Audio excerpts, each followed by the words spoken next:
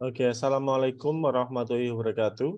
Selamat pagi, salam semangat, salam sejahtera bagi kita semuanya. Untuk pertemuan kali ini, kita akan membahas kaitannya dengan eh, soal, yaitu soal KSM, kompetisi sains madrasah ya. Yang kali ini kita akan membahas soal geografi tahun 2021. Jadi kita akan membahas tahun 2021 ya. Nanti silahkan bisa kita bergantian ya, dari Mbak Raihana, Mbak Melsa, dan Mbak Valia. Silahkan dibaca soal nomor 1, Mbak Raihana. Silahkan. Soal kaitannya dengan soal KSM. Silahkan, Mbak. Langsung jawaban aja, Pak. Dibaca soalnya, silahkan. Please read carefully a verse from the Quran below. Oke, soalnya yang ini, yang Pak Andi share. Itu yang tingkat provinsi itu. Oh, beda. Oke, bentar. Oke, itu soalnya berbeda. Ya, jadi materi ujian KSM tingkat kabupaten yang Pak Andi share ini tinggal dibaca aja. Yang saya kirim ke WhatsApp juga. Oke, Pak. Oke, silahkan. Baca dan cermati Quran Surat Ar-Rum ayat 41 sebagai berikut. Doharol fasadu fil badi wal bahri bima kasabat aidin nasil lidhi kohum ba'dal ladhi amilu la'allahum yaraji'un. Prinsip geografi yang terkandung dari ayat tersebut adalah A. Deskripsi, B. Distribusi, C. Interrelasi, D. Korologi.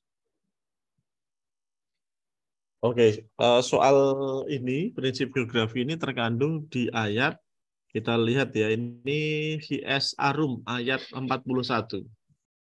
Dan di sini dibahas bahwa telah tampak kerusakan di darat dan di laut disebabkan perbuatan tangan manusia. Melalui hal itu Allah membuat mereka merasakan sebagai dari akibat perbuatan mereka. Agar tetapi mereka kembali ke jalan yang benar. Jadi kalau seperti ini jawabannya, karena ini adalah kerusakan di darat dan di laut yang disebabkan oleh manusia, maka dia kaitannya dengan interrelasi. Interrelasi. Jadi jawabannya yaitu yang C. Selanjutnya, interrelasi ini adalah hubungan sebab akibat. Contohnya, gerakan lempeng menyebabkan gempa bumi itu ya. Jadi hubungan sebab akibat. Tapi kalau distribusi itu persebaran suatu gejala atau fenomena yang dapat berupa peta. Terus prinsip deskripsi, penjabaran berupa deskripsi, gambar, tabel, dan tulisan. Itu deskripsi. Terus ada prinsip korologi, itu gabungan ketiganya, yaitu ketiga prinsip, yaitu distribusi, deskripsi, dan interrelasi. Jadi yang paling tepat adalah hubungan sebab akibat, karena di sini diterangkan bahwa telah tampak kerusakan di darat dan di laut itu disebabkan oleh tangan manusia. Maka yang paling tepat adalah interrelasi. Jadi kuncinya kemarin sudah saya beri file-file ya. Arum ayat 41 ini masuk dalam surat atau Al-Quran yang ada di KSM yang sering keluar begitu. Ya, ini kaitannya dengan kebencanaan. Begitu ya Mbak Raihana ya. Jadi yang tepat adalah interasi. Ini materi kelas 10 semester 1 ini. Prinsip-prinsip geografi. Selanjutnya soal nomor 2, Mbak Melsa, bisa dibaca soal nomor 2.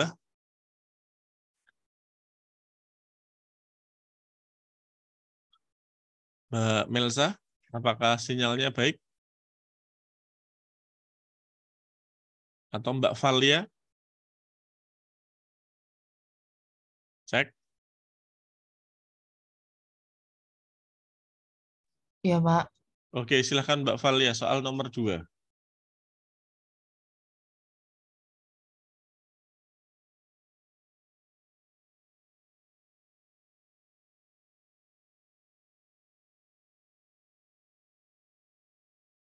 Lalu silahkan Mbak Valia. Bentar Pak, saya buka Quran di HP dulu.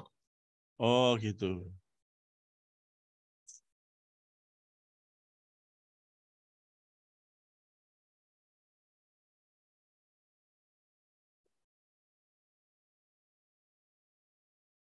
Oke, ini Mas Abi juga masuk nih. Oke, silahkan nomor 2 dibaca antara Mbak Valia ya, ready ya. Yuk Bacalah silahkan. dan cermati Quran Surah Al-Hujurat ayat 13 sebagai berikut. Ya ayyuhan nas inna khalaqnakum min zakaro wa unsa wa ja'alnakum syu'uban wa qabaila lita'arufu inna akramakum indallaha atqakum innallaha alimun khabirun. Konsep dasar dan prinsip geografi yang relevan dengan ayat di atas adalah Oke, ini pertanyaan tentang prinsip geografi juga. Kita bahas ya, surat Al-Hujurat. Jadi, wahai manusia, sesungguhnya kami telah menciptakan kamu dari seorang laki-laki dan seorang perempuan. Kemudian kami menjadikan kamu berbangsa-bangsa dan bersuku-suku agar kamu saling mengenal. Sesungguhnya yang paling mulia di antara kamu di sisi Allah adalah orang yang paling bertakwa. Sesungguhnya Allah Maha mengetahui lagi Maha teliti. Jadi kalau kita lihat surat ini kuncinya yang di blok itu, menjadikan kamu berbangsa-bangsa, bersuku-suku agar kamu saling mengenal. Maka kalau kita lihat itu adalah diferensiasi dan interrelasi. Jadi orang saling mengenal antara satu tempat yang lain. Kalau kita bahas tentang diferensiasi ya, diferensiasi itu adalah hubungan satu tempat satu dengan tempat yang lain. Kalau interrelasi hubungan sebab akibat ya antara manusia satu dengan manusia yang lain. Jawabannya yang B. Selanjutnya soal nomor 3. Silahkan Mas Abi dibaca soalnya Mas Abi. Setelah amati peta jawaban berikut. Setelah diadakan pengukuran pada peta, panjang jalan antara Cikalong dengan sebuah tempat di Pantai Samudra Hindia adalah 13 cm. Jarak sebenarnya antara kedua tempat tersebut adalah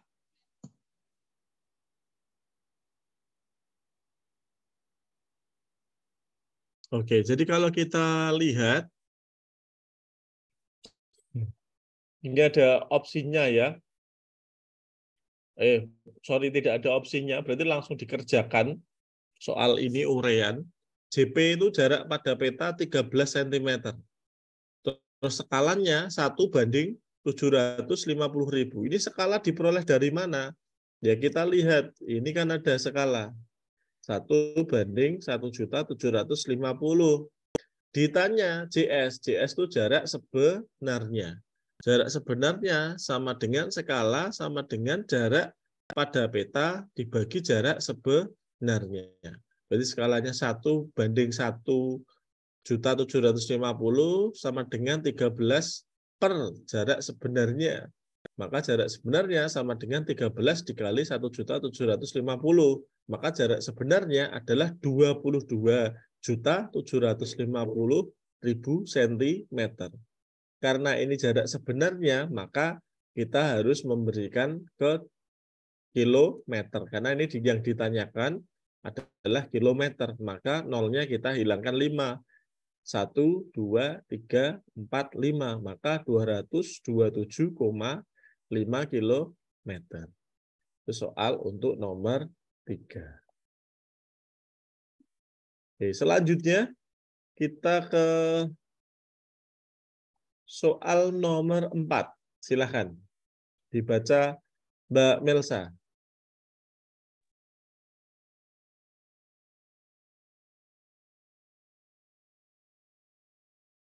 Mbak Melsa ada sinyal? Kalau nggak ada, kita ke Mbak Raihana. Silahkan Mbak Raihana.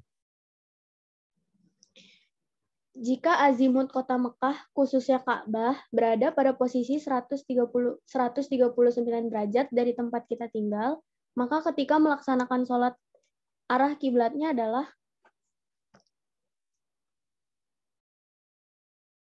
Oke, jadi arah azimut itu arah orientasi utara selatan searah dengan jarum jam.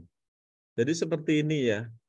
Ini kita buat garisnya, tak perumpamakan nih ya Pak Andi ya. Nah, jika azimut kota Mekah khususnya Ka'bah berada di posisi 139, nah, 139 dari tempat kita tinggal, maka ketika melaksanakan sholat arah kiblatnya adalah, nah, jadi kalau kita lihat 139, kota Mekah Ka'bah berada di 139, itu harusnya dia posisinya seperti ini, seret. Di sini. Arahnya di sini. Nah, ini arah orientasi utara selatan. Jadi definisi dari azimut itu adalah arah orientasi utara selatan searah dengan jarum jam. Nah ini kan kita tidak dikasih info ini. Kita di negara mana, kita adanya di posisi mana, begitu. Nah ini kalau dari soal ini, kalau saya dari lihat segi geografi, ini kan kita nyanyi ya, kalau kalian tidak bisa tahu arah, di timur, tenggara, selatan, barat, daya, dan seterusnya, sampai ke timur laut, maka dia berputar. Nah, 139 ini dilihat dari arah utara ke selatan, jadi searah jarum jam. Kenapa kok arahnya di sini? Karena ini 90 derajat ini. Nah, ini 90 derajat, terus sisanya di sini. Nah, berarti di sini ada berapa? Kurang lebih ada 49. Nah, maka total sudutnya adalah 139 totalnya. 139 derajat. Kalau kita lihat arahnya di sini adalah ke arah tenggara. Jadi ini kita revisi ya. Yang tepat adalah ke arah tenggara.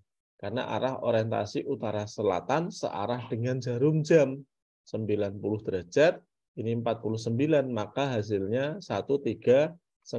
Ini ke arah tenggara. Jadi kalau kita lihat arahnya ini mungkin dia terletak di negara Eropa. Negara ini ya, dia letaknya di Eropa.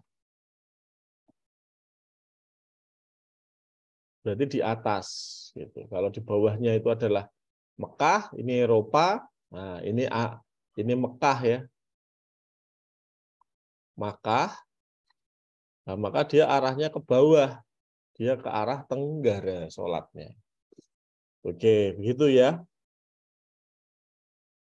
Selanjutnya kita soal nomor 5. Ini saya delete dulu. Oke ya Mbak Melsa, enggak apa-apa. Yang penting bisa nyimak ya. Oke. Selanjutnya soal nomor 5. Silahkan Mas Abi, Mas. Dibaca Mas Abi. Setelah ini Mbak Valia siap-siap. Akan disebutkan dengan adanya sumber daya energi bersih yang tidak menimbulkan polusi, sebagaimana tersebut dalam. Oke, ini dalam salah satu ayat Al-Quran disebutkan adanya sumber energi bersih yang menimbulkan polusi. Sebagaimana yang ada tersebut ini ya. Kita lihat dalam yang pertama Al-Quran Al-Ankabut ini. Ini tentang bekas reruntuhan kota Sodom. Al-Ankabut. Jadi ya mohon maaf yang kaum homo ya, kaum Sodom, kota Sodom. Terus ada Quran ayat An-Nur ayat 34. Itu tentang contoh-contoh orang yang terdahulu agar menjadi pelajaran. Jadi orang-orang yang dulu adalah menjadi pelajaran. Sedangkan Al-Quran surat An-Naml ayat 17 tentang Nabi Sulaiman dan bala tentaranya. Jadi bala tentaranya itu badai dilihat dari macam-macam ya, dari bangsa jin, bangsa hewan, dan lain-lain. Terus ada Al-Quran Ar-Rum ayat 46 tentang angin yang menggerakkan kapal-kapal sebagai sumber energi. Nah, berarti kalau ini kita sudah tahu ya, dalam salah satu ayat Al-Quran disebutkan adanya sumber energi bersih. Ya, berarti adalah Al-Quran ayat Ar-Rum ayat 46. Ini nanti akan saya berikan kalian ya, nanti tolong dipelajari dengan baik Mas Abi, Mbak Melsa, Mbak Raihanan, dan Mbak Valia ya.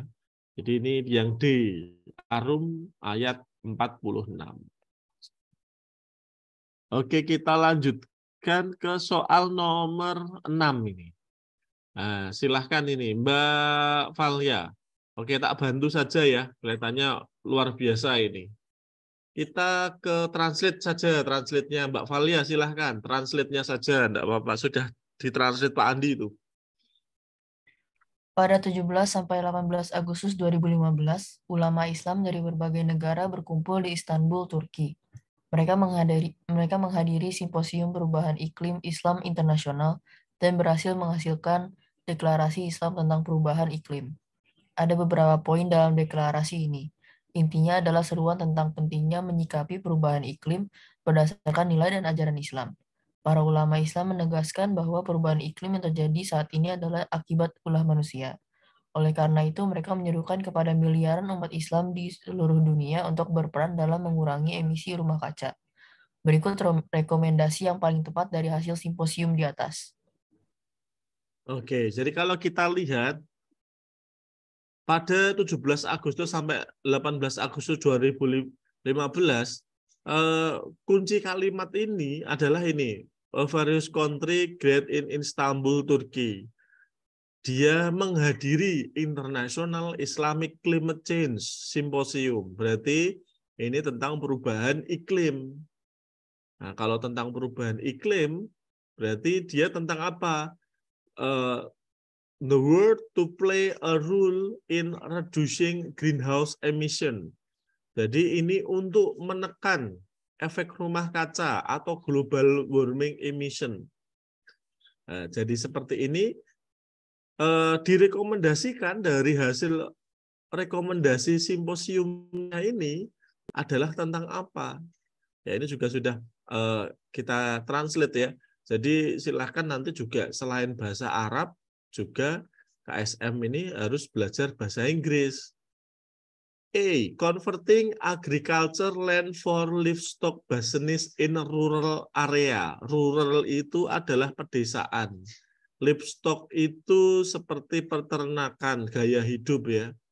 Jadi konversi lahan pertanian untuk usaha peternakan di pedesaan.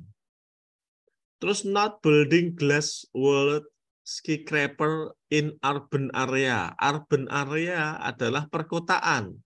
Tidak membangun gedung pencakar langit berdinding kaca di daerah perkotaan.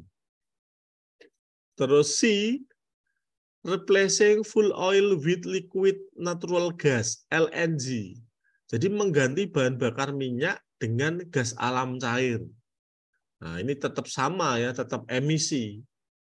Tapi yang B ini juga nggak signifikan. Terus D, using geothermal resource as an energy source. Ya, using berarti menggunakan, geo berarti bumi, thermal berarti panas. Menggunakan panas bumi sebagai sumber daya energi. Nah, jelas otomatis jawabannya yang D. Using geothermal resource as an energy source. Jadi tips ketika kita mengerjakan soal dengan berbahasa Inggris, kita harus paham tentang kunci. Kuncinya, kata kuncinya apa? Tidak semuanya harus kita tahu, gitu. Tidak semuanya kita harus tahu, tapi kata kuncinya itu yang kita note ya, kita catat supaya nanti bisa untuk menjawab pertanyaan. Kalau ada pertanyaan silahkan bisa diskusi ya di chat kolom komentar atau langsung sampaikan ke Pak Andi. Selanjutnya soal nomor 7. Silahkan dibaca Mbak Raihana. Dalam surat Al-Baqarah ayat 164 tertulis sebagai berikut. Dinamika fenomena alam seperti tersebut di atas dapat terjadi dengan kondisi bumi sebagai berikut. Oke, di sini kita ada surat Al-Baqarah ya, ayat 164. Kita baca ya, terjemahannya dari Kemenak tahun 2019. Sesungguhnya pada penciptaan langit dan bumi, pergantian malam dan siang, bahtera dan berlayar laut yang bermanfaat bagi manusia, apa yang Allah turunkan dari langit berupa air, lalu dengan dia menghidupkan bumi setelah mati atau kering. Dan dia menebarkan di dalamnya semua jenis hewan dan pengisaran angin, awan, dan dikendalikan antara langit dan bumi. Semua itu sungguh merupakan tanda-tanda kebesaran Allah bagi kaum yang mengerti. Jadi bagi kaum yang mengerti.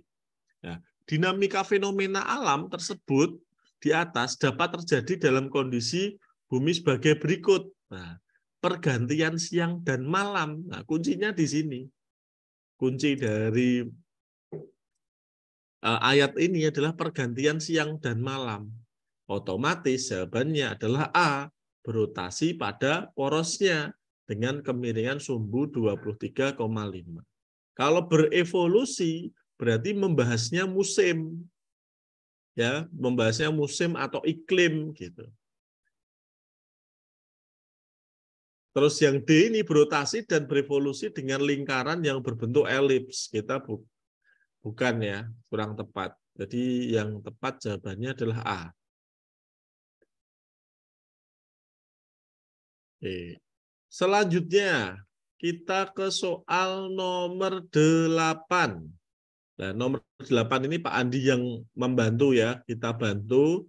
Jadi ada bahasa Arab.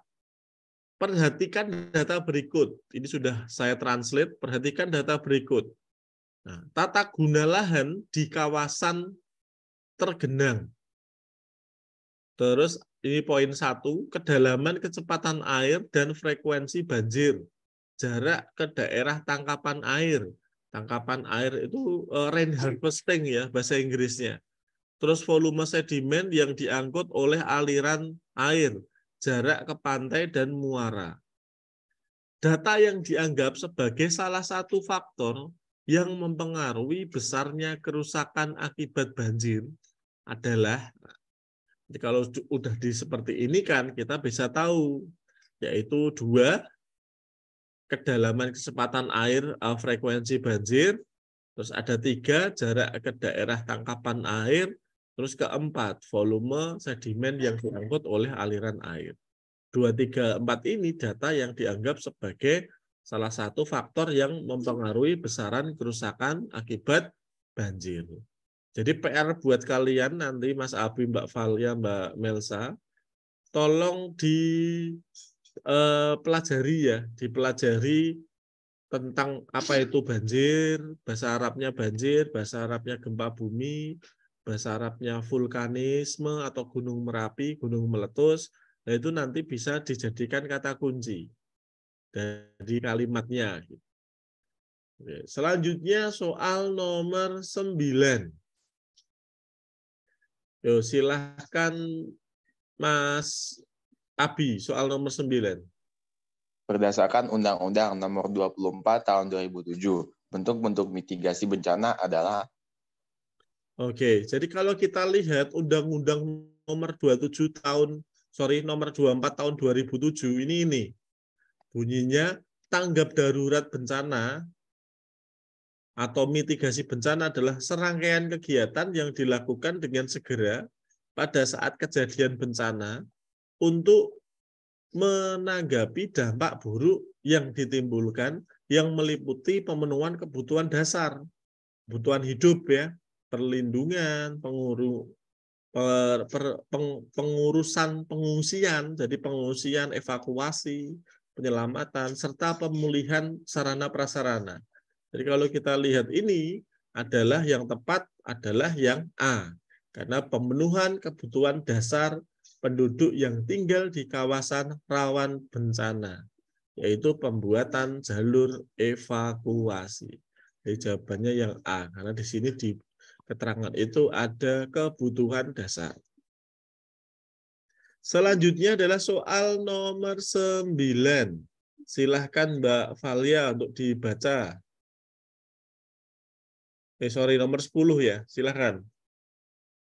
Bacalah dan cermati Quran Surat Al-Hijr ayat 74 berikut ini. Faja'alna ngaliyaha safilaha wa amtorna alaihim hijarotan min sijil. Bentuk bencana alam yang digambarkan pada ayat di atas adalah Oke. Bentuk bencana alam yang ada di atas, ini kita akan ke Al-Hijr ya, ayat 74. Maka kami menjungkir balikkan negeri itu dan kami menghujani mereka dengan tanah yang membatu. Jadi kalau menghujani mereka dengan tanah yang membatu, itu berarti longsor. Kami menjungkir balikkan negeri itu, berarti dia gempa bumi. Silahkan kalian note, kalian catat ya. Oke. Jadi jawabannya yang C, gempa bumi dan tanah longsor. Kalau banjir, bukan menjungkir balikkan, gitu ya. Kalau badai gurun juga bukan menjungkir balikkan. Likuifaksi, betul, menjungkir balikkan. Gempa bumi, likuifaksi sama, CD, betul. Tapi banjir bandang menghujani mereka dengan tanah dan yang membatu. Kalau banjir bandang itu pure ya, air dan material-material. Kalau tanah longsor ini dari atas. Jadi jawabannya yang tepat adalah yang D. Tolong silakan diingat-ingat Al-Hijr ayat 74 tentang gempa bumi dan tanah longsor. Bencana 2 itu. Selanjutnya, soal nomor 11. Silahkan Mbak Raihana. Bacalah Quran Surat Al-A'raf ayat 160 berikut dengan seksama. Berdasarkan ayat di atas, jenis mata air yang dimaksud adalah Oke. Al-A'raf ayat 160, kami membagi mereka, Bani Israel, menjadi 12 suku di tiap-tiap mereka berjumlah besar. Kami wahyukan kepada Musa ketika kaumnya meminta air kepadanya, pukullah batu itu dengan tongkatmu, maka memancarlah dari batu di 12 mata air. Sungguh setiap suku telah mengetahui tempat minumnya masing-masing. Kami naungi mereka dengan awan dan kami turunkan kepada mereka mana dan salwa. Kami berfirman, makanlah yang baik dari rezeki yang telah kami anugerahkan kepadamu. Mereka tidak menzalimi kami, tapi merekalah yang selalu menzalimi dirinya sendiri. Nah, kalimat dari Kanufa ini adalah pukullah batu itu dengan tongkatmu, maka memancarlah. Di situ ada turbulensi, depresi, kontak, dan artesis. Kalau kita lihat, nah, macam-macam mata air itu ada ini. Nah, mata air dari tenaga gravitasi. Kalau kita membacanya artesis, itu mata air yang terbentuk pada saat air berada di dalam lapisan akuifer. Artesis banyak digunakan oleh orang-orang Jakarta ini. Jadi orang-orang Jakarta itu rata-rata dia adalah artesis. Dia dalam mengebornya dari lapisan akuifer supaya tidak payau gitu. Jadi jawabannya bukan ini karena dia ngambilnya di dalam gitu. Terus selanjutnya ada depresi. Depresi ini mata air yang merupakan terbentuk akibat terpotongnya permukaan air oleh topografi. Nah, itu depresi. Sedangkan kontak spring, mata air kontak yang merupakan mata air yang terbentuk ketika lapisan tidak kedap air terletak di atas lapisan kedap yang mengakibatkan air keluar dari tanah. Ini kontak spring. Nah, kalau turbulence adalah mata air juga biasa disebut sebagai joint spring, saluran aliran alami yang dapat dijumpai pada formasi kulit bumi. Sumber air ini keluar lewat retakan batuan pada air tanah dangkal dan juga pemotongan aliran oleh tekuk lereng. Contoh mata air ini adalah gua lava. Ya. Kata kuncinya ada pada retakan. Jadi retakan, karena tongkatnya ini dipukullah batu itu, maka memancarlah dari retakan batu. Kuncinya di situ. Maka turbulen spring jawabannya. Ini ya. Nah, dijumpai formasi kulit bumi karena retakan. Nah, maka lewat retakan batuan pada air tanah dangkal. Nah, maka jawabannya yang tepat adalah yang A, turbulen. Ya, jenis mata angin air yang dimaksud di Al-A'raf ayat 160. Silahkan diingat-ingat ya. Al-A'raf itu tentang hidrologi, tentang air. Oke. Selanjutnya kita ke soal nomor 12. Silahkan dibaca, Mas Abi. Indonesia merupakan salah satu negara yang memiliki potensi minyak bumi yang cukup besar. Namun demikian hanya wilayah tertentu yang secara geologis memungkinkan proses pembentukan minyak bumi bisa terjadi, yaitu berupa. Oke, jadi kita lihat ini ya. Indonesia potensi minyak bumi besar. Terus proses pembentukan minyak bumi ini terjadi berupa apa? Nah, kita harus tahu pengertiannya dulu. Ini. Jadi kalau kita lihat pengertiannya ya, geantiklin, bentuk positif, geosinklin, bentuk ini mengembungkan kerak bumi yang telah meliputi daerah yang luas. Dan contohnya adalah geantiklin barisan tulang punggung Sumatera. Nah, kalau geosinklin, cekungan yang memanjang di mana lapisan sedimen yang sangat tebal diendapkan secara cepat dan akhirnya menghabiskan struktur pelipatan yang rumit. Ini endapan minyak dijumpai di daerah geosinklin yang telah mengalami perubahan formasi antiklin. Jadi geosinklin ini kuncinya karena yang ditanyakan minyak ya. Nah, tapi kalau kita bahas lagi antiklinorium. Antiklinorium ini kayak di perbukitan di Kebumen ya, Karangsambung. Itu bagian dari lipatan yang memiliki posisi lebih tinggi dari bagian lipatan lain. Jadi antiklinorium ini berbentuk bumi menjadi cembung. Kalau kita sebut bisa amplituder ya. Jadi kita bisa berdiri di atas, kita bisa melihat seluruh wilayahnya. Dan ini nggak ada dampak apa-apa. Kalau sinklonorium, ini bagian lipatan yang memiliki bagian yang lebih rendah di bagian lipatan lainnya. Lipatan sinklinal akan membentuk suatu permukaan bumi menjadi cekung, contohnya pada lembah. Maka ini yang tepat adalah antiklinorium. Geosinklin ya. Karena endapan minyak buminya menjadi kunci dari pertanyaannya Mas Abi tadi. Pembentukan minyak bumi ini ya. Nah, maka dia jawabannya juga endapan minyak bumi yang Pak Andi cetak tebal itu. Selanjutnya soal nomor 13. Silahkan Mbak Valia, nomor 13. Perhatikan hadis riwayat Muslim dari Ibnu Numair berikut. An Jabirin marfu'an ma min muslimin yagrisu gorsan illa kana ma akila minhu lahu sodaqoh wa ma thuriqa minhu lahu sodaqoh wa ma akalatit toiru fahuwa lahu sodaqoh wala yarza'u ayyang kusu wa ya'khudhu minhu ahadu illa kana lahu sadaqah ila yaumil qiyamah. Kegiatan berikut yang relevan dengan makna hadis tersebut di atas adalah Oke, hadis Muslim ya, Ibnu Numair. Jadi Rasulullah bersabda, seorang muslim tidak menanam tanaman kecuali apa yang dimakan dari tanaman itu menjadi sedekah baginya. apa yang dicuri dari tanaman itu menjadi sedekah baginya, apa yang dimakan binatang buas menjadi sedekah baginya, apa yang dimakan burung menjadi sedekah baginya. Dan tidaklah orang lain mengambil manfaat dari pohon itu, kecuali menjadi sedekah bagi penanamnya. HR Muslim dari Ibnu Numair.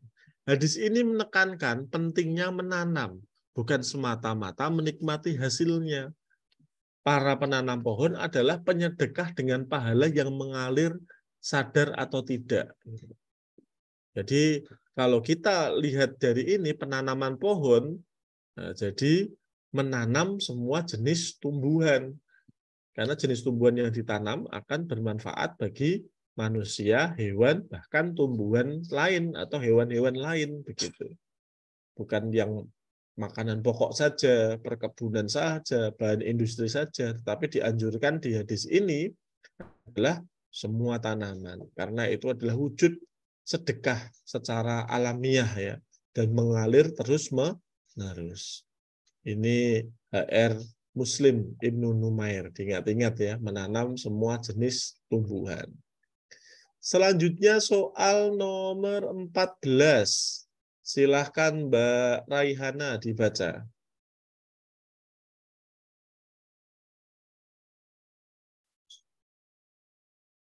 Halo Mbak Raihana. Perhatikan pernyataan berikut ini. Menjaga kawasan pantai dari abrasi, menghambat terjadinya intrusi air laut, sebagai pemecah gelombang tsunami, sebagai habitat beberapa jenis spesies air payau, mengatasi banjir rob. Dari pernyataan di atas yang termasuk fungsi hutan mangrove adalah?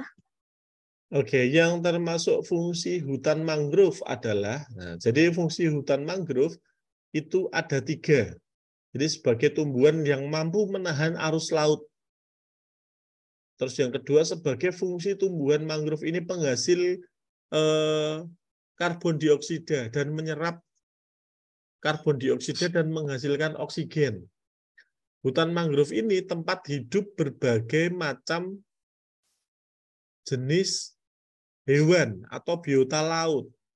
Ya, ada burung, ada kera, ada hewan-hewan laut, ya, ada kepiting, ada udang. Nah, maka yang tepat dari fungsi ini adalah menjaga kawasan pantai dari abrasi, betul ya. Terus 3, sebagai pemecah gelombang tsunami dan sebagai habitat beberapa jenis air payau. Jadi yang tepat adalah 1, 3, dan 4. Mengatasi banjir rob ini tidak tepat karena dia bisa masuk ya, banjirnya itu bisa masuk. Kalau menghambat terjadinya intruksi air laut itu juga tidak terlalu signifikan karena intruksi bisa masuk ya. Tapi kalau menjaga abrasi itu yang paling tepat. Selanjutnya soal nomor 15. Mas Abi silakan. Baca dan cermati Quran Surah Az-Zariyat ayat 1 berikut. Wazariyati zar'a. Bentukan alam hasil peristiwa yang dimaksud dengan ayat tersebut membentuk. Ya, kita lihat ini ya. Al-Zariyat ayat 1. Demi angin yang menerbangkan debu. Demi angin yang menerbangkan debu. Kalau demi angin yang menerbangkan debu ini berarti ada 2 ya. Kalau oase itu kan air ya, air yang ada di gurun pasir, terisolasi di gurun pasir, dia memiliki vegetasi dan menghasilkan air. Kalau wadi itu bahasa Arabnya adalah sebuah lembah. Jadi kalau kita bisa lihat ini, sebuah lembah dalam arti luas dikenal sebagai dasar sungai yang kering, hanya terisi air saat hujan telah tiba. Kalau tanah los itu debu yang dibawa oleh angin dari gurun akan mengendap di sekitar gurun dan membentuk tanah los. Kalau gumuk pasir merupakan sebuah bentukan alam karena proses angin sebagai bentang alam aeolian gitu. Jadi yang paling tepat adalah tanah los. sesuai dengan definisinya. Ya, demi angin yang menerbangkan debu, itu adalah tanah los. Nanti bisa aja nanti yang ditanyain juga oase ya. Tapi suratnya tolong diingat-ingat. Al-Zariyat ya, ayat 51, ayat 1. Selanjutnya soal nomor 16. Mbak Valia, silakan. Perhatikan gambar berikut secara cermat. Jika dikaitkan dengan kitab suci Al-Quran, maka terbentuknya batuan seperti tersebut dalam gambar dapat disebabkan oleh fenomena yang disebutkan dalam Al-Quran pada surat. Oke, jadi kita disuruh menganalisis suratnya apa saja itu ya. Kalau kita lihat ya, Al-Isra ayat 1, ini Pak Andi mencari, jadi Maha Suci Allah yang telah memperjalankan hambanya pada malam hari dari Masjidil Haram ke Masjidil Aqsa. Telah kami berikan sekelilingnya agar kami diperhatikan kepadanya. Tanda kebesaran kami sesungguhnya Dia Maha mendengar, Maha melihat. Jadi kayak perpindahan ya. Perpindahan itu Al-Isra. Terus Al-Mursalat ayat 10, dan apabila gunung-gunung dihancurkan menjadi debu. Gunung-gunung dihancurkan menjadi debu. Apakah ini gunungnya dihancurkan oleh dihancurkan menjadi debu? Kan tidak, masih ada ya. Terus selanjutnya ada Al-Rad. Al-Rad itu, dan orang-orang kafir berkata, mengapa tidak diturunkan kepadanya Muhammad suatu tanda mukjizat dari Tuhannya? Sesungguhnya engkau hanyalah seorang pemberi peringatan bagi setiap kaum orang yang pemberi petunjuk. Itu Al-Rad. Nah, jawabannya di At-Takwir. Dan apabila gunung-gunung dihancurkan. Jadi tafsirnya apabila gunung-gunung yang demikian tegar, kokoh dihancurkan hingga luluh lantah menjadi pasir, kemudian dilemparkan angin dahsyat dengan mudahnya seperti gumpalan kapas raksasa. Jadi yang tepat adalah At-Takwir. Dan gunung-gunung dihancurkan ya. Sebenarnya antara Ar-Mursalat dan At-Takwir mirip ini. Dan apabila gunung-gunung dihancurkan. Tapi di sini, dan apabila gunung-gunung dihancurkan menjadi debu. Al-Mursalat ini debu, jadi hancur ya seperti gurun pasir itu, menjadi debu itu. Jadi maka yang B ini kurang tepat Al-Mursalatnya. Yang tepat adalah yang At-Takwir ayat 3. Oke, selanjutnya soal nomor 17. Mbak Raihana, silahkan. Berdasarkan jenis batuan dan simbol-simbol yang lain pada peta tersebut, maka dapat diketahui bahwa secara struktural, singkapan tersebut adalah merupakan. Oke, kita lihat ya, dari keterangan ini di atas. Jadi simbol-simbol ini ya, simbol ini tuh artinya apa gitu. Jadi kalau ada gambar simbol seperti ini, nah ini batuan-batuan yang keras ya. Terus kita ada batuan gamping, batuan lempung dan seterusnya ini. Sampai batu yang lain ya. Kita lihat ya, ini ada sel itu berarti sisa-sisa kayak seperti fosil gitu. Limestone itu batu gamping. Batu gamping itu berarti dia kars ya, bisa dome.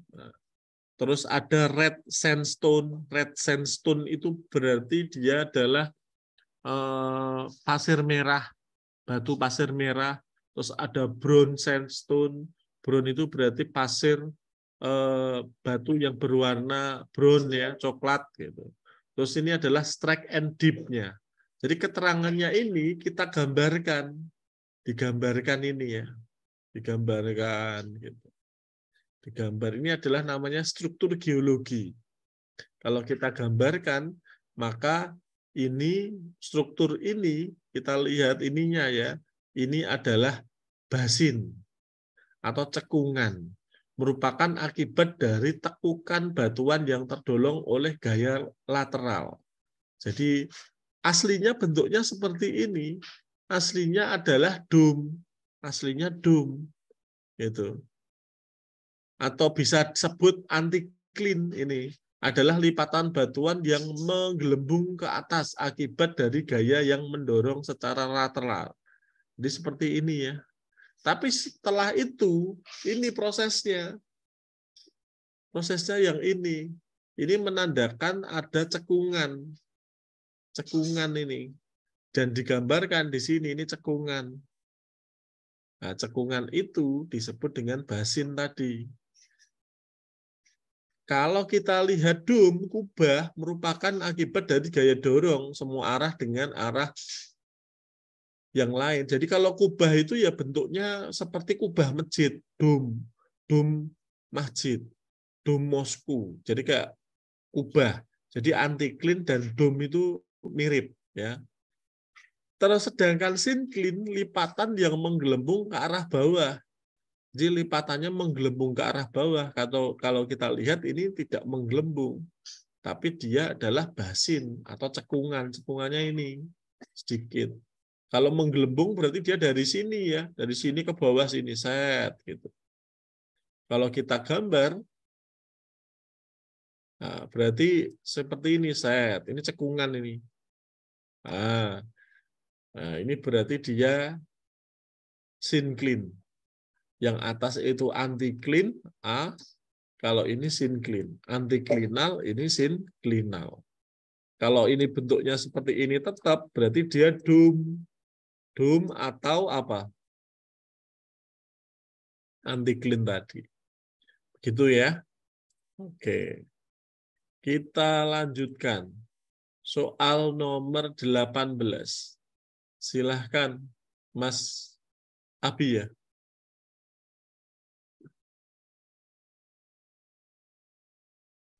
Perhatikan segitiga tanah di bawah ini. Jika diketahui tanah A memiliki kandungan clay 80%, silt 10%, dan sand 10%, dengan menggunakan segitiga tanah di atas, maka jenis tanah A adalah. Oke, kita akan hitung ya. Nah, ini segitiganya. Ini tak kecilin sedikit ya, biar kita bisa maksimal ini, kita kecilin ya.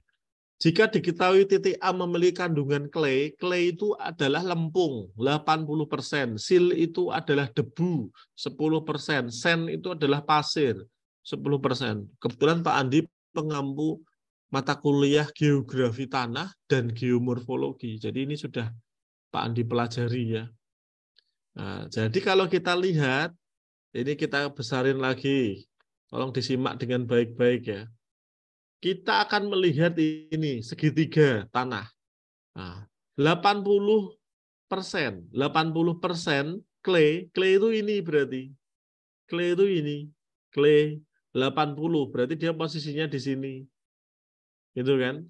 Terus selanjutnya ada sil 10 di sini. Kita tarik karena 10 ces ya. Berarti ini clay 80 di sini. Terus ada sand di sini 10.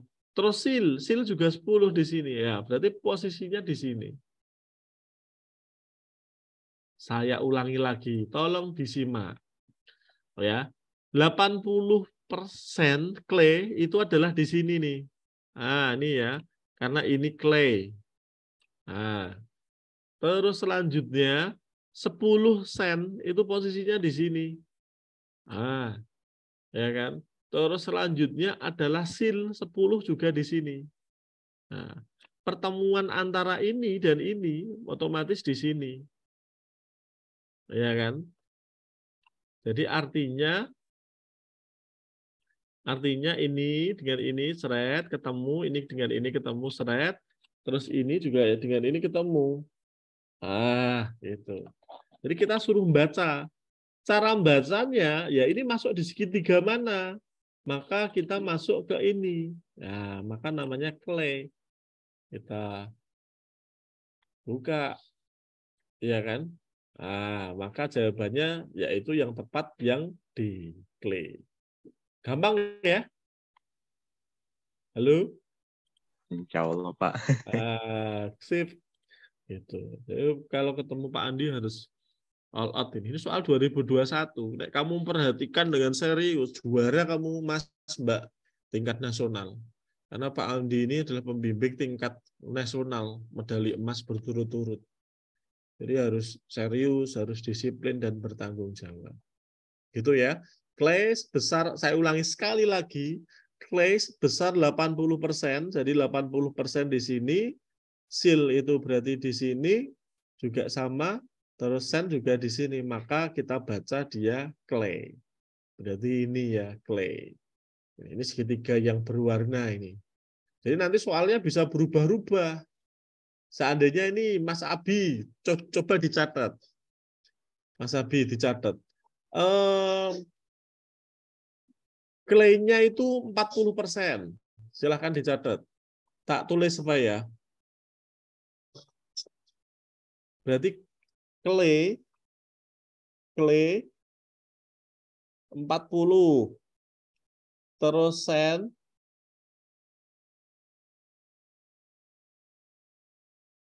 30. Terus seal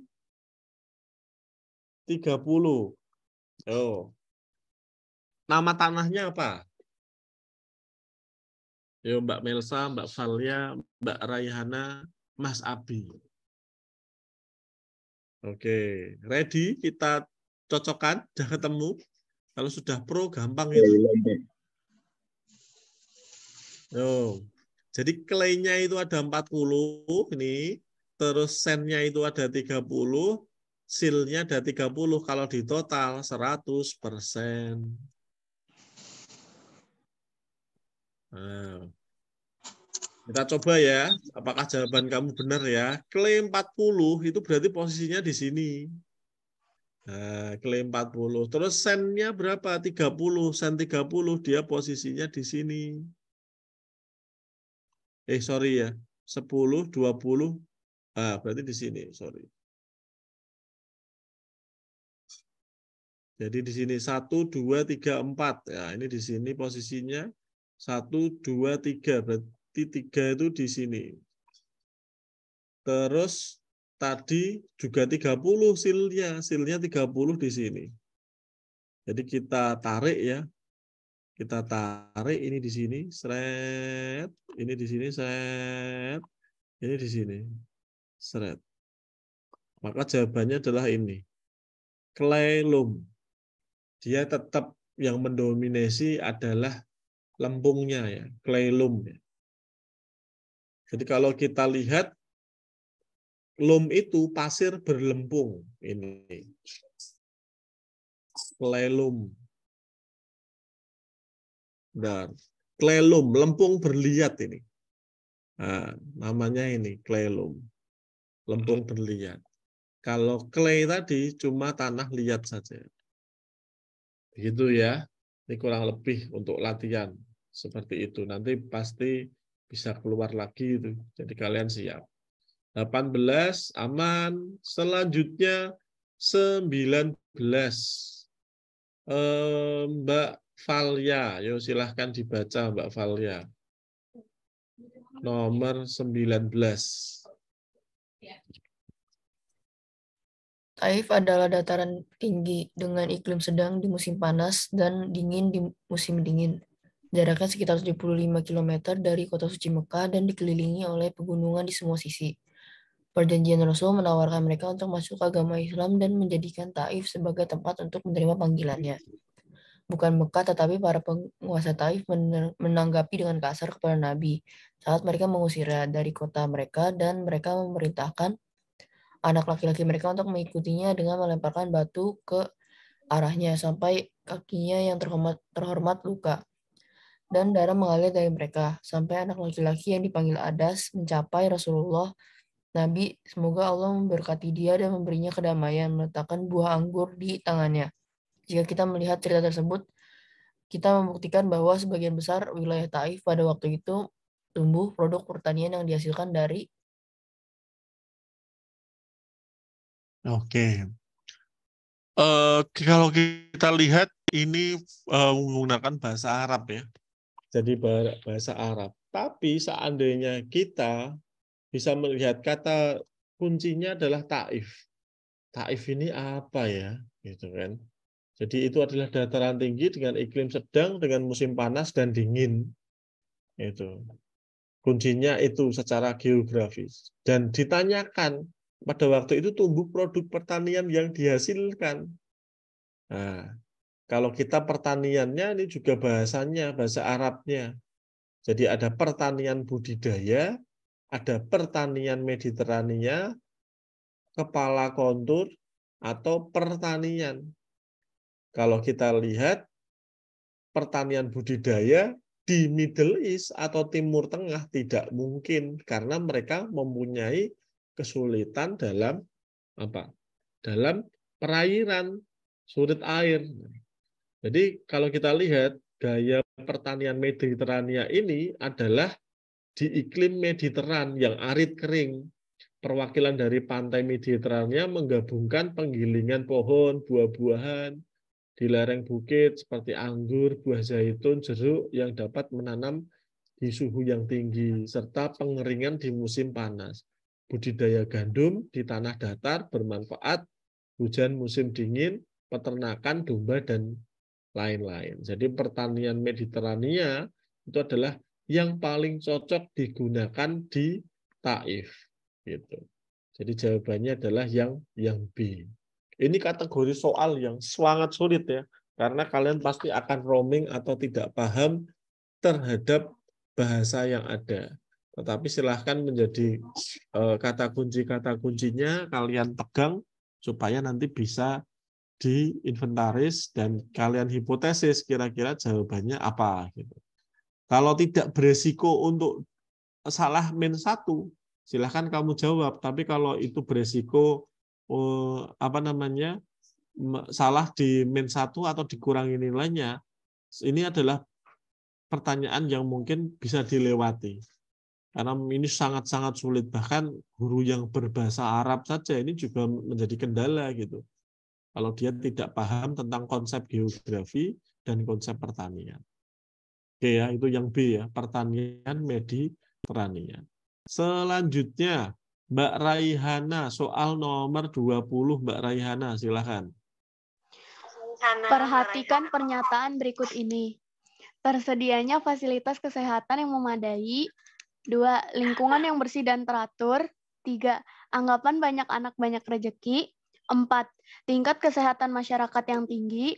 5. Seringnya terjadi bencana alam yang memakan korban jiwa. 6. Adanya ajaran agama yang larang bunuh diri. Faktor-faktor yang dapat mempengaruhi antimortalitas adalah. Oke. Kalau ini gampang ya, antimortalitas berarti dia anti kematian. Antimortalitas berarti otomatis jawabannya kita lihat tersedianya fasilitas yang memadai, jelas ini adalah anti-mortalitas. Terus lingkungan yang bersih dan teratur, ini juga otomatis anti-mortalitas. Terus yang ketiga, anggapan banyak anak rezeki. Lah, ini memperbesar peluang mortalitas, semakin banyak anak, banyak rezeki. Maka tidak. Terus tingkat kesehatan masyarakat yang tinggi, negara maju, ini anti mortalitas. Sering terjadi bencana alam dan memakan korban jiwa, jelas tidak, ini pro mortalitas.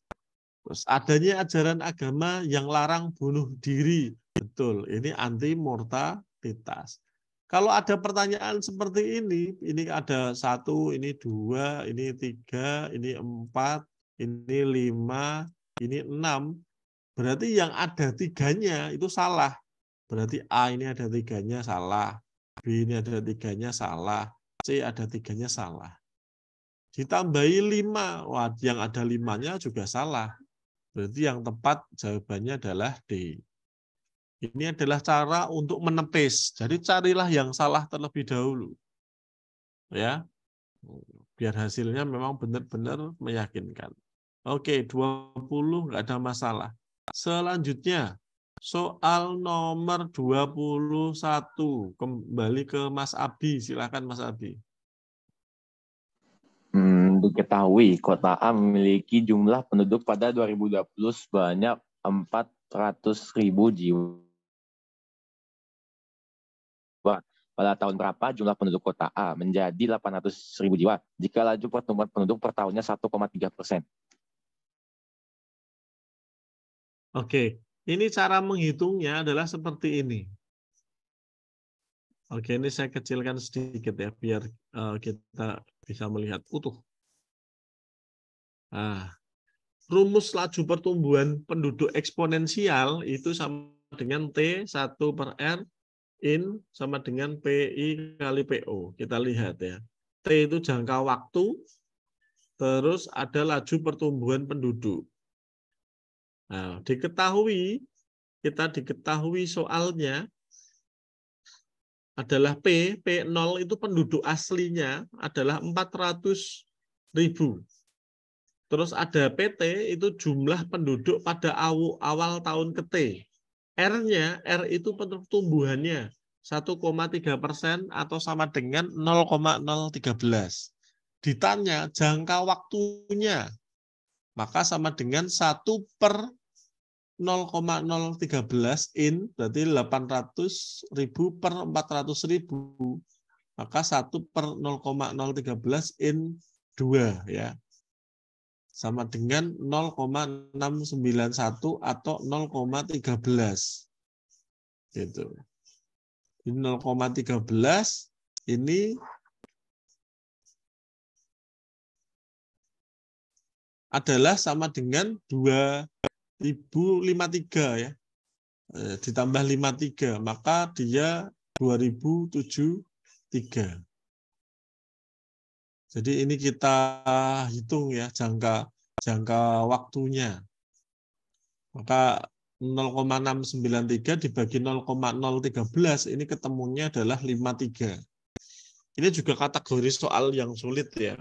Karena kalau harapannya diperbolehkan menggunakan kalkulator. Kalau diperbolehkan menggunakan kalkulator, ini akan memangkas waktu yang singkat gitu. 0,0693 dibagi 0,013 secara cepatnya ya kita jadikan yang gampang, nolnya dihilangi semua gitu.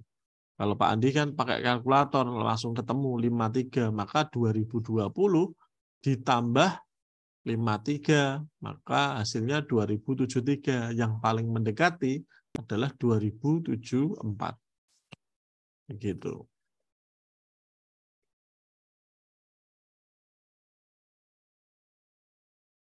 Oke, coba Pak Andi pakai rumus yang berbeda ya. Kita ini bukan double time ya. Bentar, tak cobanya Pak Andi. Yaitu pakai rumus double time ya. 70 dibagi 1,3. Oh, sama. Oke, kita bisa pakai rumus ini. Saya menemukan rumus yang gampang. Tolong diperhatikan. Berapakah penduduk A menjadi 800 jiwa? Jadi ini namanya rumusnya double time. DT sama dengan 70 per R. Nah, 70 per R. 70 ini konstanta. Jadi double time ini, penduduk ini bisa 2 kali lipat dari 400.000 menjadi 800.000, gampang. Cuma 70 dibagi 1,3. Dibagi ini pertumbuhannya 1,3. Di sini hasilnya Pak Andi pakai kalkulator adalah 53,84. 53,84. Maka ini dibulatkan berarti dia sama dengan 54 ditambah 2020. Maka hasilnya ini adalah ini 2074. Paham? Oke. Ini cara singkat ini. Namanya DT, double time ya. Jadi rumusnya menggunakan rumus ini. Double time. DT sama dengan 70 per R. Jawabannya sama yang D. Atau mau pakai cara yang bawah ini, tapi agak sedikit rumit ya. Tapi kita pakai yang DT aja, itu gampang. Oke. Soal selanjutnya nomor 22. Mbak Valia, silahkan dibaca soal nomor 22. Beberapa prasyarat untuk keberhasilan suatu negara memasuki era globalisasi diantaranya perlindungan hak antara kekayaan perorangan, pemanfaatan sumber daya alam secara maksimal, konsentrasi pasar, persaingan sehat, keuntungan usaha sebesar-besarnya. Dari prasyarat tersebut, nomor manakah yang menunjukkan pilar utama globalisasi? Oke, dari prasyarat tersebut, nomor manakah pilar globalisasi? Nah, globalisasi perlindungan hak perorangan, benar ya, jelas. Pemanfaatan sumber daya alam secara maksimal, berarti eksploitasi. Ini kurang tepat. Konsentrasinya ke pasar, betul. Persaingan sehat, betul. Keuntungan usaha sebesar-besarnya, no, salah. Jadi yang ada tiganya salah. Pemanfaatan sumber daya alam maksimal ini salah. Sorry. 2 ya, yang ada 2-nya salah. Berarti 2 ini salah, 2 ini salah. Karena C ini ada 6-nya, 6 juga salah. Karena ini pernyataannya cuma ada 5, kalau ini ada 6. Gitu. Yang tepat adalah yang B. 1, 3, 4. Oke, kita lanjutkan. Mbak Raihana dibaca soal nomor 23. Perhatikan grafik pie di bawah ini dengan seksama. Grafik di atas menunjukkan profil pekerja untuk negara. Oke, nomor 23 ini kata kuncinya adalah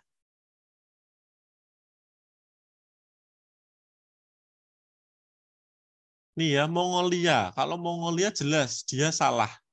Dia agriculture full. Dia pertanian. Terus kalau Tiongkok juga kurang tepat.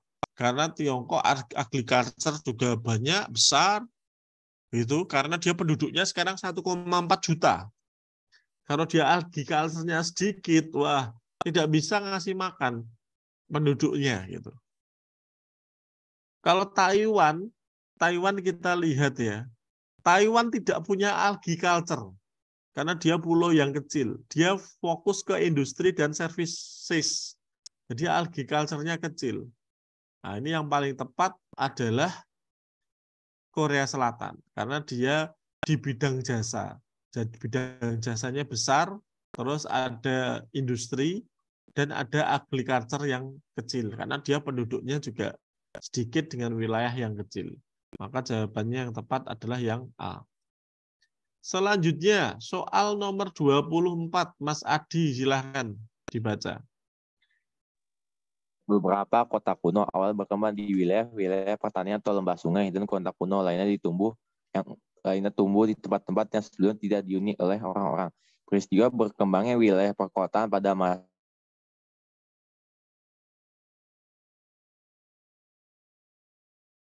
ini dikenal dengan peristiwa revolusi kota perkotaan atau Heart of Urbanization di wilayah lembah. Oke, beberapa kota kuno awalnya berkembang di wilayah pertanian atau lembah sungai di kota kuno lainnya. Jadi tumbuh tempat sebelumnya tidak dihuni oleh orang-orang. Ini secara independen dalam 6 jantung wilayah perkotaan, Heart of Urbanization di wilayah lembah sungai Nil. Jadi kalau kita lihat, ini sejarah Mesopotamia. Diawali dengan tumbuhnya sebuah peradaban yang diyakini sebagai pusat peradaban tertua di bangsa Sumeria. Bangsa Sumeria membangun beberapa kota kuno yang terkenal, yaitu Erechkids dan lain-lain. Kehadiran seorang tokoh imperialistik dari bangsa lain yang juga mendiami kawasan Mesopotamia. Negara utama Sumeria termasuk Eridu Ur Nippur, Lagas, Kis, tetapi salah satu tertua adalah Uruk. Jadi Uruk Eriduur jawabannya. Pak, saya Ya, yang mau koreksi boleh nggak, Pak? gimana? Saya mau koreksi boleh nggak, Pak? Kurang jelas sih, Mas. Saya mau koreksi boleh nggak, Pak? Sebentar. Ini kok saya nggak mendengar dengan baik nih. Sinyalnya Mas Abi tadi itu putus-putus, makanya tak baca ulang. Gimana, Mas? Abi katanya mau koreksi, Pak. Iya, gimana? Silakan Mas Abi. Saya mau ambil poin terakhir, yakni ini, Pak, 6 jantung ya di lembah sungai Nil, Pak. Sedangkan yang jawaban P itu kan kota-kota di Sumeri ya, Pak, Sungai Tigris sama Efrat. Iya, betul. Kalau Mas Abi punya jawaban apa? Jawabannya A, Pak. Memphis, Thebes, dan Saqqara ya. Oke. Ya, soal merujuk kota kuno waktu zaman Mesir kuno, Pak. Jadi saya mikir jawabannya A bukan B, Pak. Oke. Betul ya. Jadi Memphis itu salah satu kota kuno yang ada di Mesir ya. Betul. Kalau kita lihat lembah Mesopotamia, ini kan posisinya salah satu kota yang tertua dan kata kuncinya kan ada lembah Sungai Nil ya. Oke. Jadi yang paling tepat betul sih, saya juga setuju. Bukan Uruk Eridu. Kalau Mesopotamia itu bukannya di itu ya, Irak Iran ya. Ya, Pak, ya. Bener nggak? Benar, Pak. Oh iya kan? Oke, saya juga sangat setuju. Oke. Berarti kita betulkan bersama jawabannya yang tepat adalah ini ya, Memphis, Thebes, dan Saqqara. Uruk Eriduur ini dia ada di Irak. Jadi Irak ya, dan Iran. Karena Mesopotamia ini. Dari deskripsi ini ya. Jadi yang tepat adalah yang Memphis. Karena kata kuncinya adalah Sungai Nil. Oke, terima kasih Mas Abi. Keren, good. Selanjutnya soal nomor 25. Mbak Valia, silahkan dibaca Mbak Valia. Kita ke soal nomor 25. Silahkan. Perhatikan gambar di bawah ini. Gambar di atas memperlihatkan pola pemukiman superblok di salah satu kota terkenal di dunia. Bentukan khas tersebut memiliki tujuan untuk melindungi hak pedestrian serta memiliki co-benefit sebagai upaya pengurangan emisi karbon. Kota di dunia yang memiliki pola pemukiman superblok seperti gambar tersebut adalah Oke, seperti superblok ini adalah Barcelona dan Spanyol. Jadi superblok ini kemarin kita udah dibahas ya, waktu kita bahas Quezis ya. Yang dimaksud dengan superblok itu adalah di situ ada konsep penataan ruang semaksimal mungkin fungsi lahan. Di situ ada perdagangan, ada pendidikan jasa, hingga rekreasi, bisnis, dan permukiman. Kalau kita lihat kotanya di sini ada di Barcelona. Silahkan nanti kalian berkunjung menggunakan Google Earth atau Google Map ya. Nanti akan bisa di sana. Kalau San Diego tidak, Roma juga tidak, Canberra apalagi di Australia jarang-jarang penduduknya. Yang tepat yang C. Selanjutnya soal nomor 26, Mbak Raihana, silahkan dibaca. Perhatikan gambar di bawah ini. Gambar di atas menunjukkan salah satu subras manusia yang dapat ditemukan di wilayah Arab.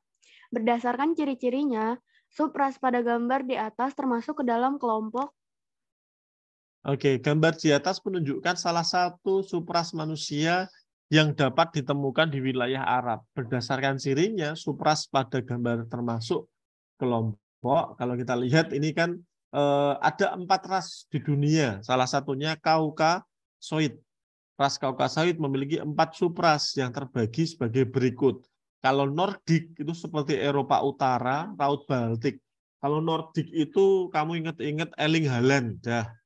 Wajahnya, rambutnya pirang, matanya biru, itu Nordik, dia dari Norwegia.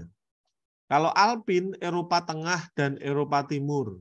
Eropa Tengah dan Eropa Timur itu ya seperti di daerah kemarin ya, ada apa namanya, Macedonia dan lain-lain sebagainya gitu. Terus ada Mediterania.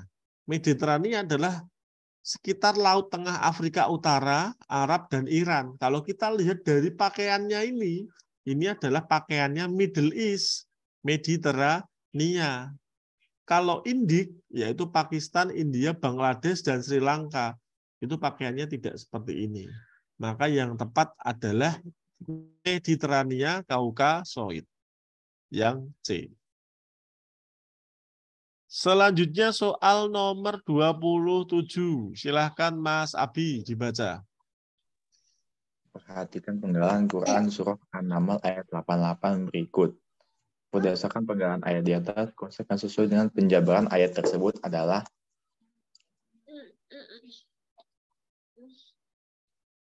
Oke, berdasarkan penggalan ayat An-Naml ayat 88, ini kita baca ya.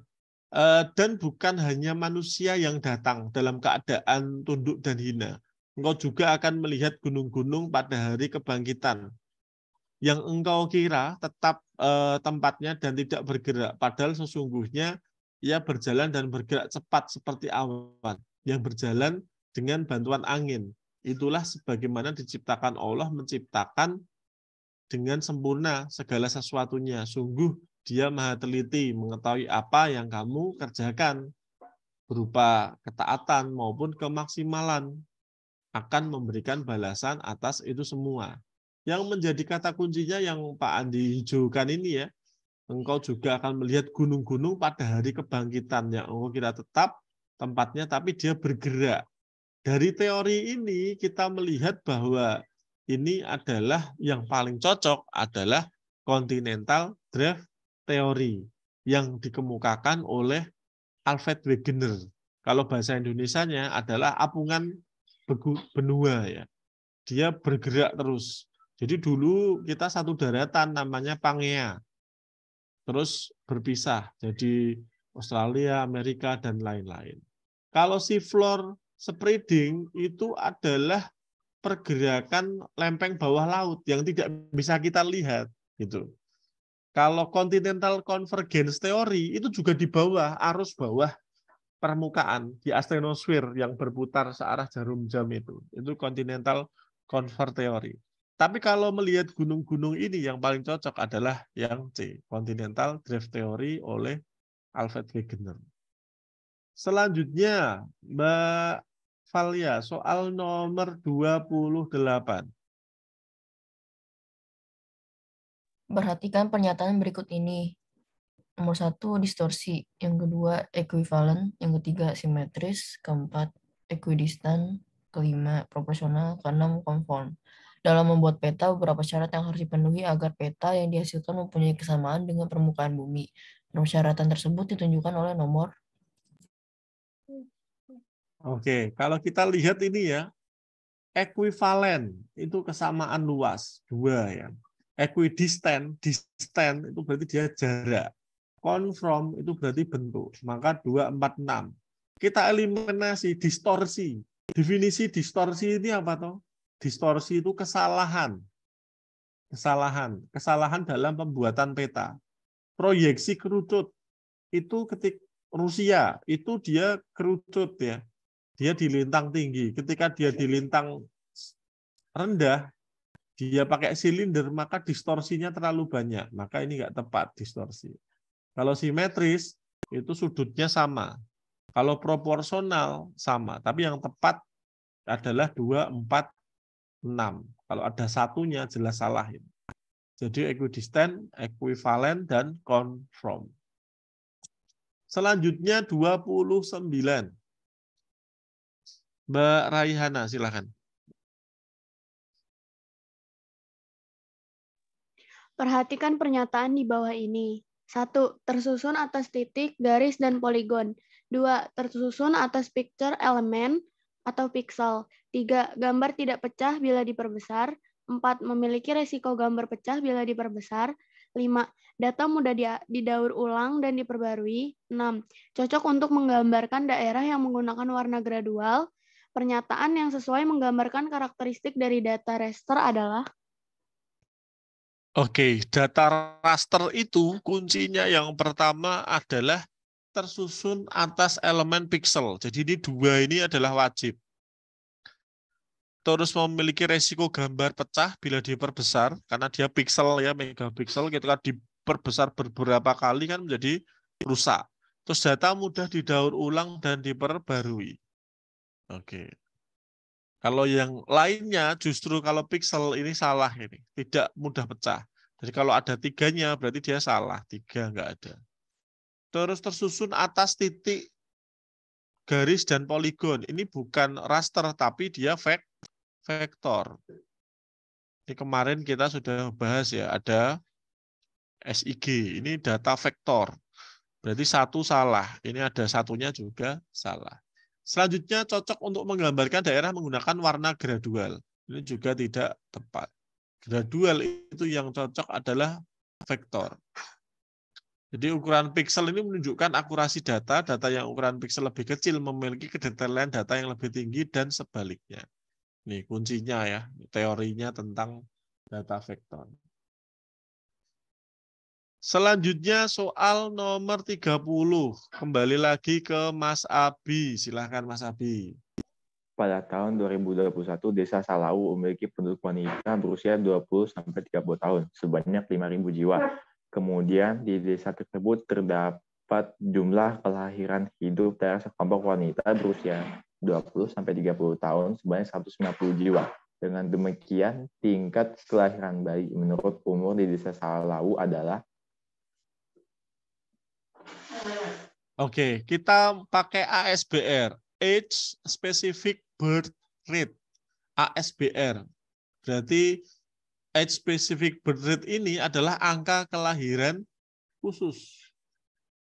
Angka kelahiran khusus dengan rumus adalah sebagai berikut.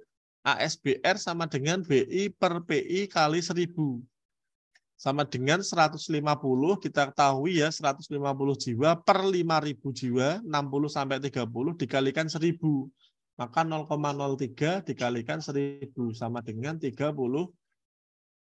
hasilnya, ASBR-nya. 1000 ini adalah konstanta. Kalau sek rasio adalah 100 ya, tapi kalau ASBR, ASMR itu dia konstantanya 1000, harus bisa membedakan. Aman ya, nggak ada masalah. Materi kelas 11 juga ini, ASBR, sek rasio. Selanjutnya soal nomor 31. Mbak Valia, silahkan. Bentuk pemekaran kota atau bentuk bertambah luasnya wilayah kota secara fisik dikenal dengan? Nah, jawabannya ada di bawahnya ini. Itu disebut adalah urban sprawl atau suburban sprawl. Merupakan gambaran dari kondisi adanya perkembangan perluasan suatu kawasan perkotaan yang tak terkontrol, termasuk pembangunan perumahan secara komersil, pembangunan jalan tanah yang luas, tetapi tidak disertai dengan sistem perencanaan kota yang baik. Istilah ini juga merujuk pada dampak perkembangan yang tidak terkontrol terhadap konsekuensi sosial dan lingkungan di kawasan tersebut. Dan ini gambarnya ya, contoh urban sprawl yang ada di mana? Ada di Eropa, negara-negara maju gitu. Ada di daerah Inggris, ada di daerah Jerman, dan lain-lain. Oke, selanjutnya Mbak Melisa, soal nomor 32.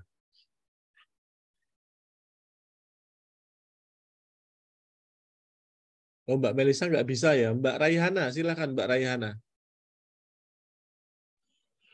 Daerah lembah yang sangat subur di mana proses pemilihan benih dimulai dan di mana pertanian dengan integrasi pertama tanaman, pangan, dan pemeliharaan hewan terjadi disebut. Oke. A very fertile. Fertile ini berarti sangat subur. Valley area. Area ini berarti dia lembah. When the seed selection, seed itu berarti bibit, proses began, and where the farm with first integration of food crop. Food crop itu berarti dia tanaman pangan, tanaman pertanian pangan, and the animal rearing occur is called.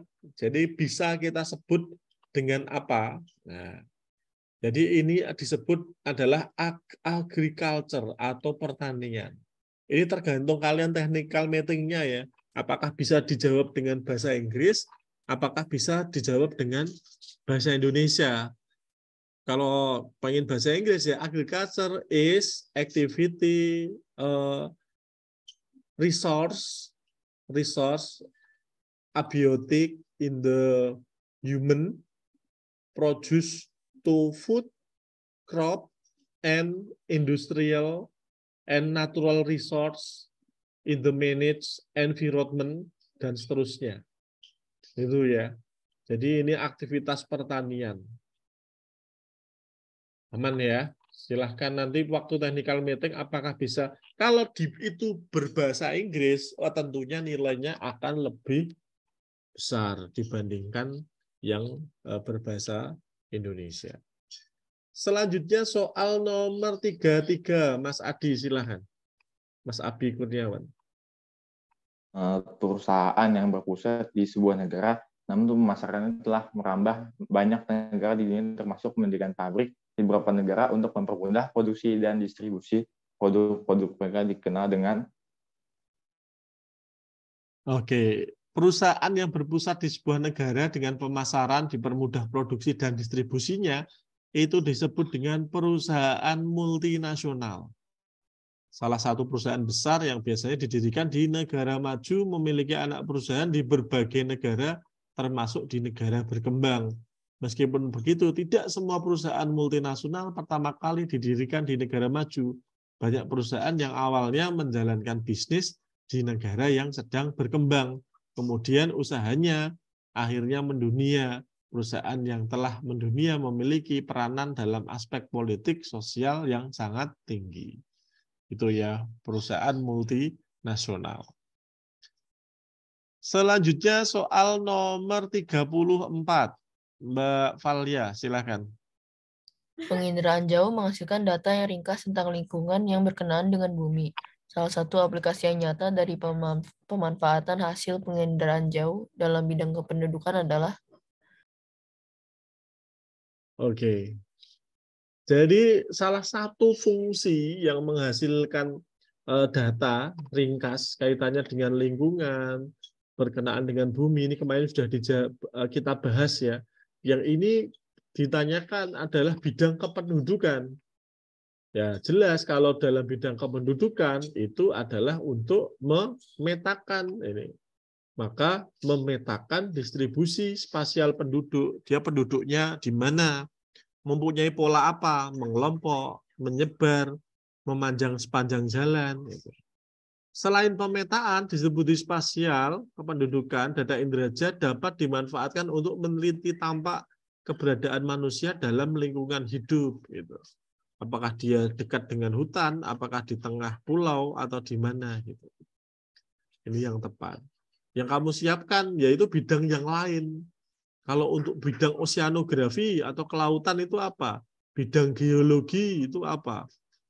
Terus bidang sumber daya alam itu apa? Bidang kebencanaan itu apa? Karena yang ditanyakan pasti akan seputar itu. Itu ya. Dan ketika ada kalimat seperti ini, ada soal, alangkah baiknya ya dijawab minimal satu paragraf. Satu paragraf itu terdiri dari 3-4 kalimat. Biar hasilnya maksimal. Oke.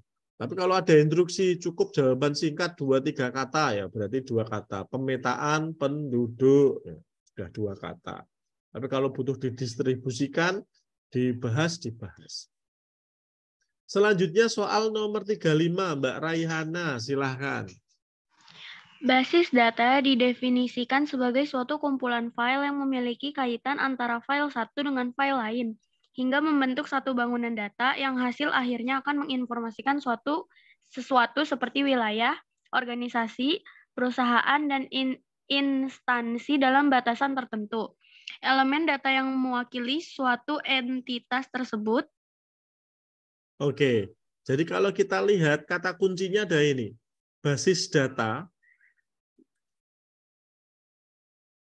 Ini ya, basis data sebagai suatu kumpulan, ini kuncinya. Kumpulan file memiliki kaitan antara file hingga membentuk satu bangunan data.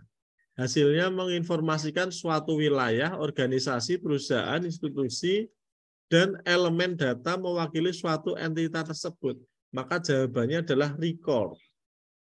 Record ya, adalah kumpulan isi elemen data atribut yang saling berhubungan dan menginformasikan tentang suatu entity secara lengkap.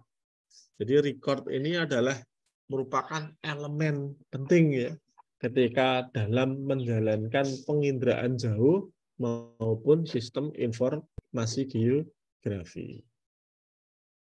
Oke, sampai sini ada yang mau ditanyakan? Silahkan mau diskusi, Mas Abi, Mbak Valia, Mbak Raihana, Mbak Melsa, bisa lewat chat ya. Aman ya? Kalau tidak ada diskusi, berarti ini saya akhiri untuk pertemuan kali ini. Pak, saya ada pertanyaan dikit, boleh nggak, Pak? Ya, silakan.